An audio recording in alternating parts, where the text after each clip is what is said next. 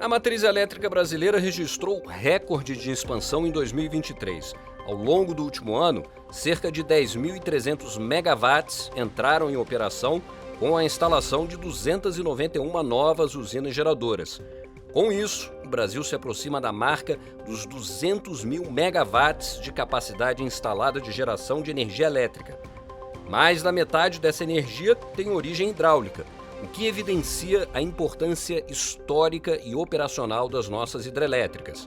Além de garantir a segurança do sistema, elas também geraram mais de 3,5 bilhões de reais em royalties em 2023, a título de compensação pelo uso dos mananciais do país, o que representa um recurso fundamental para o desenvolvimento de estados e municípios. Mas, como bem destacou a nova presidente da Associação Brasileira das Empresas Geradoras de Energia Elétrica, Marisete Pereira, o setor também enfrenta desafios que demandam a atenção dos agentes públicos e privados.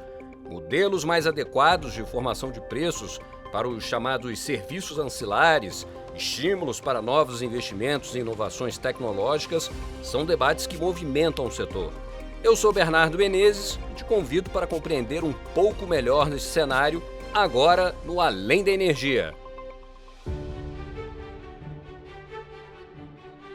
Comigo neste bate-papo está o presidente da Jirau Energia, Edson Silva, e a nova presidente da Associação Brasileira das Empresas Geradoras de Energia Elétrica, Marisete Pereira. Tudo bem com vocês? Olá, Bernardo. Muito obrigada pelo convite. É um prazer novamente estar com vocês aí, participando desse podcast, especialmente na área de energia, que é uma área que eu tenho assim, um entusiasmo enorme. Olá, Bernardo. Muito obrigado pelo convite. É uma satisfação poder estar aqui com a Marisete, nova presidente da Abragia, a quem nós confiamos muito, né, no sucesso dessa associação e, claro, no sucesso dela. Né? É um prazer estar com vocês. Muito obrigado. Nós que agradecemos a participação de vocês e já quero parabenizar a Marisete aí nesse novo desafio à frente da Abrage. Muito boa sorte. E aproveitando a sua presença aqui no Além da Energia, eu queria te perguntar também. Na sua posse, Marisete, como presidente da associação, você fez um pequeno balanço do setor hidrelétrico em 3 frentes estratégicas super importantes: a ambiental, a social e a de governança. De maneira resumida, o que você destacaria nessas 3 dimensões atualmente? Obrigada pela pergunta, Bernardo. De fato, eu tenho destacado esses aspectos, pois a geração de energia elétrica, ou mais ainda, né, o setor elétrico como um todo, é um setor de suma relevância para o desenvolvimento, como eu falei lá na minha posse, social, ambiental e econômico do nosso país, né? E pensando mais amplamente ainda, eu identifico que a matriz de geração de energia predominantemente limpa e renovável que o Brasil possui é uma oportunidade incrível. Oportunidade essa para que a indústria e o setor de transportes no Brasil avance na eletrificação de processos, gerando emprego e renda no nosso país. Essa oportunidade para que o Brasil se posicione estrategicamente no cenário global oferece produtos de energia verdes e ainda com baixa intensidade de carbono, gerando um novo ciclo virtuoso de desenvolvimento tecnológico, ambiental, social e econômico. E para a gente concretizar tudo isso de forma favorável, todas essas oportunidades, a gente precisa avançar na nossa governança. Nisso, nós temos o nosso maior desafio. A gente precisa reconhecer que o modelo regulatório atual não dá mais conta das complexidades acrescentadas ao sistema elétrico nos últimos anos. Eu estou falando de mudanças nas características da carga, das fontes de geração disponíveis, da descentralização, da digitalização, das inovações tecnológicas e comportamentais. Em suma, a gente precisa aprimorar a forma de planejar, operar, identificar os requisitos e valorar esses recursos, os atributos de que cada solução agrega, oferece ao sistema elétrico. Edson, além de geração de energia renovável, Que serviços e funcionalidades as hidrelétricas desempenham para o país e as comunidades onde estão inseridas? Obrigado, Bernardo. Eu vou talvez até repisar em alguns dos pontos que é colocado pela Marisete, mas o que a gente pode de pronto falar é que ao longo do tempo a sociedade ela compreendeu a importância de exercer o controle dos rios. Inicialmente, tudo isso foi feito para a agricultura, posteriormente para o controle de cheias, a navegação e mais recentemente até para o turismo. Então, não é de hoje que as hidrelétricas, elas, além de proteger o meio ambiente, providenciam todos esses benefícios de forma integrada à produção de energia elétrica. Não é só a produção de energia elétrica, ela faz tudo isso de forma associada a essa produção. E essa produção de energia elétrica, juntamente com esses outros serviços que ela oferece, isso traz prosperidade não apenas para o local da usina, mas para o país como um todo, né? Pegando o caso específico de Jirau, como exemplo, Jirau é um caso de sucesso e nós, até o presente momento, já contribuímos nesses 10 anos de operação com 721 milhões de reais de contribuição financeira para o uso dos recursos hídricos. Esses recursos são utilizados pela Prefeitura, pelo Estado e pela União. Também, até o presente momento, já contribuímos com 247 milhões de reais para os programas de pesquisa e desenvolvimento, em que trazem benefícios para toda a sociedade e também estimula o desenvolvimento da pesquisa nas universidades e centros de pesquisa. Tudo isso, é claro, sem falar dos demais programas socioambientais, que temos algumas dezenas deles. Então, não é só a produção de energia elétrica, tudo isso está integrado à produção de energia, todos esses serviços prestados. Marisete, os dados setoriais mostram que nossa matriz cresce sustentada em fontes renováveis, com destaque para a eólica e a solar. Mas as hidrelétricas seguem tendo um papel fundamental para o sistema. Quais são, na sua opinião, os eixos prioritários para a modernização e aperfeiçoamento do setor elétrico e também para que os serviços prestados pelas hidrelétricas ao sistema sejam corretamente aproveitados e remunerados? Olhando o reposicionamento da Abrage, nós estamos estruturando, né, a Abrage para focar em 6 pilares que a gente avalia como sendo as questões, vamos dizer assim, estratégicas para a gente fazer o destaque que a hidrelétrica precisa dentro dessa nova matriz que a gente vem aí tendo no país, né? Então, olhando esses 6 pilares, o que eu destacaria como de muita importância é a questão da flexibilidade da fonte hidrelétrica, como, de novo, eu já comentei aí na minha fala, né? Porque a flexibilidade, entendendo melhor o que é a flexibilidade e ajustando como medimos, como é quantificada e remunerada essa capacidade de adaptação e a versatilidade das hidrelétricas. Então, essa questão da flexibilidade vou dizer assim, é um recurso disponibilizado para o sistema de grande relevância numa matriz hoje que tem essa expansão muito acentuada dessas fontes intermitentes, especialmente a eólica e solar. Outra questão que a gente precisa se debruçar, e ao longo desses últimos anos a gente tem colocado nas nossas agendas, é a questão dos serviços ancilares. De que maneira? Melhorando a maneira como ele é remunerado e contratado esse serviço adicional que é fornecido pelas usinas hidrelétricas, né? Um outro ponto é a questão da contribuição das hidrelétricas como reserva de capacidade. E nesse quesito, a Abrage vai apoiar no desenvolvimento de modelos para entender como essas usinas hidrelétricas, tanto novas quanto existentes, podem servir como reserva de capacidade e dito isso, auxiliar aí para criar os mecanismos de contratação adequada, né? Uma outra questão que a gente também vem debatendo e tem buscado aí sensibilizar tanto o executivo quanto o legislativo é a questão do vertimento turbinável. O que a gente quer? Encontrar soluções para que os aspectos operacionais, comerciais, relacionados ao extravasamento da água, que a gente, né, valorize melhor esse recurso para a geração de energia, né? Outra questão é o mecanismo de realocação de energia, que é o MRE, aprimorar como a energia é realocada entre as usinas do condomínio, de forma a garantir um uso mais eficiente. E uma outra questão que eu enfrentei muito quando daquela situação de escassez hídrica de 2021 foram as restrições socioambientais.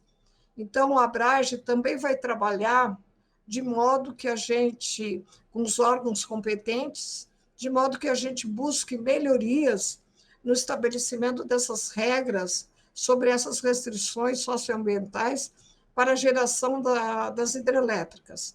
Então, a agenda da Abrage, obviamente, nesse novo reposicionamento, tem muitos assuntos a focar, mas eu entendo que esses são os mais estratégicos para a gente reposicionar as hidrelétricas e buscar a valoração do recurso que as hidrelétricas agregam ao sistema e também estão possibilitando essa diversificação da matriz, especialmente das eólicas e as fotovoltaicas. Edson, olhando mais a longo prazo e considerando o grande aumento de outras fontes renováveis e as suas características de intermitência, qual o papel que você imagina para as hidrelétricas e seus reservatórios? Obrigado, Bernardo. Para responder a sua pergunta, eu vou basicamente seguir um roteiro muito similar ao que oferecido pela Marisete, e talvez agregando algumas informações aí que eu acho que vão enriquecer um pouco mais o tema, o debate. Então, além da energia firme que as hidrelétricas proporcionam ao suprimento, elas também têm a capacidade de serem despachadas de acordo com a necessidade do ONS. Isso é muito importante. O que eu quero dizer? Elas conseguem subir e descer a geração com rapidez e eficiência. Nenhuma outra fonte de geração é tão eficiente quanto a hidrelétrica. Também para dar um pouco mais de detalhe, atualmente, a partir das 8 horas da manhã, as hidrelétricas, hoje, elas começam a recolher a geração em cerca de 10 a 15 gigawatts, até às 13 horas. Por que isso? Porque é quando começa a produção da energia solar, e a partir das 13 horas, com a diminuição da produção da solar, elas começam a subir novamente e chegam a ter que subir cerca de 25 gigawatts, até as 19 horas. Então, isso é uma realidade de hoje. Tá? De acordo com estudos do ONS, em 2028, tudo isso que eu acabei de falar, ele fica dobrado, ou seja, ela tem que fazer rampa de descida da ordem de 30 gigawatts e rampa de subida de até 50 gigawatts. Por que isso acontece? Conforme eu falei anteriormente, são elas que conseguem oferecer serviço com toda a eficiência. Nenhuma outra planta consegue fazer isso. Então, e além desse atributo positivo, hoje na nossa regulamentação, e a Marisete até abordou de certo modo isso, ela não tem uma regulamentação que compense essa perda econômica associada a essa restrição de geração. Atualmente, se você pegar todos esses ciclos de redução de geração e subida de geração, em média, as hidrelétricas do Brasil chegam a perder entre 10% a 15% da sua capacidade de produção no ano. Então, nós precisamos trabalhar com urgência, e nesse ponto a Marisete já mencionou, a Abrage irá perseguir isso. Então, precisamos trabalhar com urgência na regulamentação apropriada que valorize isso que eu chamaria de virtude das hidrelétricas. É uma virtude que ela tem, mas tipo assim, aquele nosso bom aluno, né? O best in class, como ele é bom e não reclama, ele faz tudo, né? Então nós precisamos trabalhar com urgência para restabelecer essa justiça de remuneração para elas, e também, muito importante, nós temos que trabalhar para que outros recursos venham, porque quanto mais vamos avançar no tempo, mais fontes intermitentes teremos, e haverá necessidade de que esse recurso da flexibilidade venham de outras fontes, inclusive de novas hidrelétricas. É uma realidade que pode acontecer, sim, novas hidrelétricas, mas assim, mais imediato eu vejo, né, que temos ainda postos de usinas que existem atualmente, que podem ser preenchidos com turbinas. Nós temos usinas reversíveis que podem ser construídas também, usinas hidrelétricas de bombeamento, que é uma solução muito utilizada na Europa. E, por fim, podemos usar baterias, como já se usa, por exemplo, aqui na América, está se usando muito no Chile, porque o Chile não tem os recursos naturais que nós temos, né? Então, as baterias podem sim ser uma opção, mas para o Brasil ainda é algo inovador, porque não temos uma experiência disso, mas é uma tecnologia já testada, né? Conforme eu falei, no Chile, também na Europa, nos Estados Unidos. Então, nesse prazo mais distante de hoje, né, eu vejo ainda que a hidrelétrica terá um papel super importante, decisivo, e à medida que venha a ocorrer o esgotamento dessa capacidade, novas fontes poderão trazer essa flexibilidade. Agora, tudo isso passa pela expansão da transmissão também, tá? Porque você cada vez mais vai ter que ter um sistema de transmissão apto a fazer essa transferência de energia de uma maneira quase que instantânea de uma região para outra. Marisete, com relação a esse último ponto mencionado, trazido pelo Edson, como você avalia a coordenação e o diálogo entre os agentes do setor? E que avanços esperar esse ano? Bernardo, o Edson foi muito certeiro nos apontamentos, né? De novo, a gente tem um grande desafio, né, para o aprimoramento da governança do nosso setor.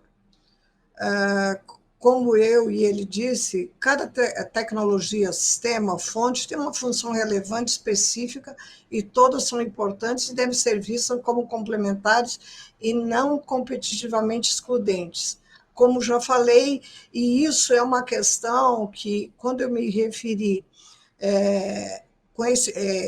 que a gente vai ter que fazer um diálogo com o executivo, com o mercado, com o legislativo, é justamente fazer a harmonização de todas essas fontes, de modo que possamos, vamos dizer assim, obter os melhores resultados com todas essas fontes que hoje compõem a matriz. Ou seja, não é uma questão apenas de uma fonte competir com a outra, e sim a gente buscar, de fato, atribuir àquela fonte o real valor que ela agrega ao sistema. É esse o nosso objetivo e trabalho, né?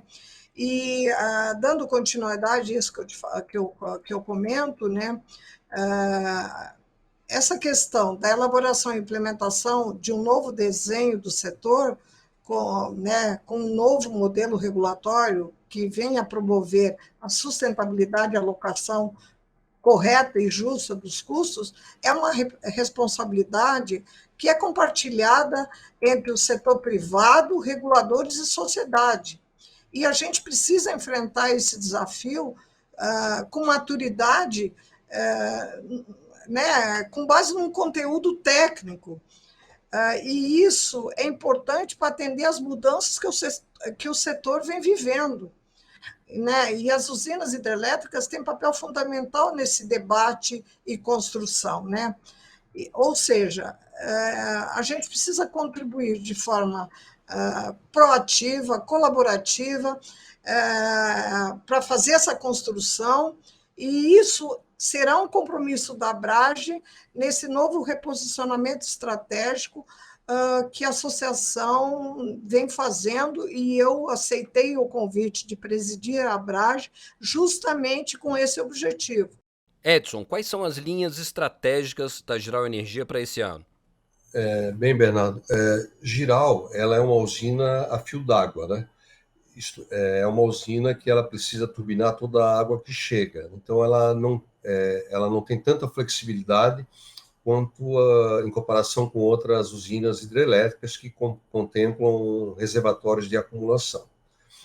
Não obstante isso, ainda assim é possível acumular mais água durante o período de chuvas, e assim isso nos permite operar a usina o ano inteiro numa cota constante, ou seja, no nível de água constante, que é um nível de 90 metros. Por que isso é importante? Se eu opero a usina o tempo todo nessa cota de 90 metros, eu consigo extrair da mesma água que chega muito mais energia. Tá? Então, a viabilização dessa operação, ela depende de negociação dos governos de Brasil e Bolívia, é algo que encontra-se em curso, e ela acrescenta, veja só a importância, cerca de 250 megawatts ao sistema. Isso equivale à construção de uma usina hidrelétrica de médio porte e sem o custo de investimento. Tá? Então, temos sim alguns investimentos, mas não o custo para construir uma nova usina. E essa operação, ela, além de trazer esse benefício energético que eu mencionei, ela também permitirá que se utilize parte dessa energia para suprir o norte da Bolívia. Atualmente, essa região da Bolívia é toda suprida a diesel. Tá? Então, é possível trazer mais segurança energética ao sistema interligado nacional. Tanto isso é verdadeiro que, durante a crise hídrica, tentamos viabilizar essa operação para justamente socorrer o Brasil naquele momento, e não foi possível. Mas essa negociação segue e, além de trazer essa segurança energética que eu mencionei, ela também permite descarbonizar parte dessa região amazônica, que é totalmente suprida lá no norte da Bolívia, precariamente, por usinas a óleo. Então, esse é o grande alvo para este ano de 2024, ou seja, extrair mais valor desde Jirau e, ao mesmo tempo, poder contribuir para a transição energética. Se tu me permite, eu complementaria assim, a oportunidade, eu acho que Jirau pode disponibilizar para o sistema no momento que, de novo, a gente está, que eu chamo no momento de atenção do sistema, né? Porque as chuvas que tinha uma previsão aí de acontecer, estão vindo num volume menor, e eu acho que essa contribuição de Jirau, ela é muito bem-vinda para o sistema, porque, além de ser uma energia limpa, renovável, ela ainda é uma energia em relação às fontes que firmam o sistema, é infinitamente mais, de menor custo. Então, eu acho que o Brasil precisa, sim, nessas soluções que Jirau vem trabalhando, contribuir para que a gente possa trazer, sim, esse adicional de energia e, obviamente, oferecer aos consumidores um recurso de menor monta, mais barato.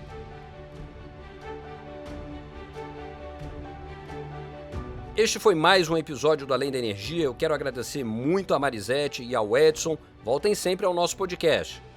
Eu que agradeço, Bernardo, pela oportunidade de falar dos planos da Abrage, né? Também agradeço ao Edson pela parceria, né?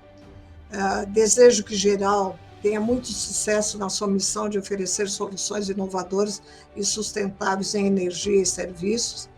E, acima de tudo, né, torço aí que a gente consiga resolver essa da cota 90 para trazer essa energia aí para o sistema. É uma energia muito bem-vinda para o sistema nesse momento, e que a gente precisa, vamos dizer assim, ter mais segurança no sistema. E eu queria fazer uma provocação aí ao Edson, né, para que eles também se engajem na elaboração de estudos, para que a gente possa voltar a explorar aí novos aproveitamentos hidrelétricos, né? Quero agradecer a oportunidade de poder estar tendo uma discussão tão instigante como essa para nós que estamos no setor elétrico há bastante tempo. mas é sempre muito bom poder discutir esse tipo de tema, né? Eu tenho a visão que estamos num momento crítico da trajetória, né, de desenvolvimento do setor elétrico, e não importa como vamos evoluir, mas, sem dúvida alguma, a hidrelétrica é uma dádiva que temos aqui no Brasil e seguramente continuará sendo o esteio de todo o mercado, seja com mais ou menos fontes intermitentes. A hidrelétrica tem um papel muito importante, não apenas pela produção de energia, mas por todos os outros benefícios, conforme aqui já mencionamos. Também quero manifestar aqui a minha confiança nas instituições.